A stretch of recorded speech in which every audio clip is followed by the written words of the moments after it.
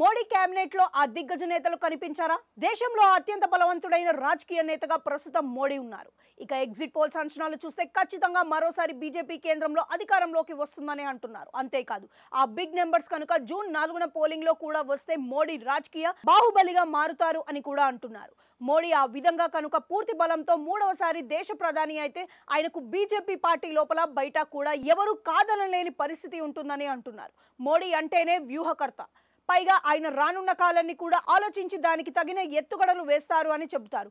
మోడీ తొలిసారి ప్రధాని కాగానే 75 ఏళ్ల ఏజ్ సీలింగ్ ని పెట్టి పెద్ద తలకాయలను అందరినీ వెనక్కి నెట్టేశారు అన్న ఆరోపణలు ఉన్నాయి. ఆ తర్వాత మరికొందరిని క్రియాశీల రాజకీయాల నుంచి పక్కన పెట్టి కొందరికే వేరే పదవులు ఇచ్చి మొత్తానికి ఇంటికి పరిమితం చేశారు అని చెబుతారు. ఈ నేపథ్యంలో బీజేపీలో మోడీ టార్గెట్ లీడర్స్ ఇంకా కొందరు ఉన్నారని ప్రచారం అయితే ఉంది.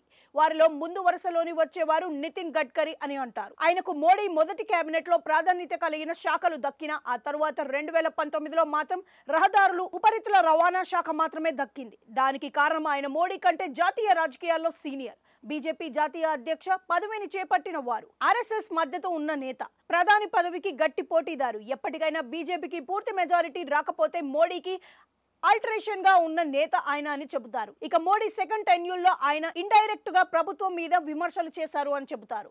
ఒక్కసారి అవి ప్రభుత్వాన్ని ఇరకాటంలో పెట్టాయని అంటారు. దాంతో మోడీ అనుకున్నట్లుగా బీజేపీ 370 సీట్లు సొంతంగా రాకపోయినా 325 సీట్లు వచ్చినా కూడా ఆయన కొత్త కేబినెట్ లో నితిన్ గడ్కరీకి ఛాన్స్ ఉండకపోవచ్చు అని అంటున్నారు. అదే విధంగా చూస్తే మోడీ గట్టి మద్దతుదారుగా ఉన్న వారు రాజ్నాథ్ సింగ్. ఆయన జాతీయ అధ్యక్షుడిగా ఉన్నప్పుడే మోడీ జాతీయ రాజకీయాల్లోకి వచ్చారు. అంతేకాదు మోడీని ప్రధాన అభ్యర్థిగా ప్రకటించింది కూడా రాజ్నాథ్ సింగే.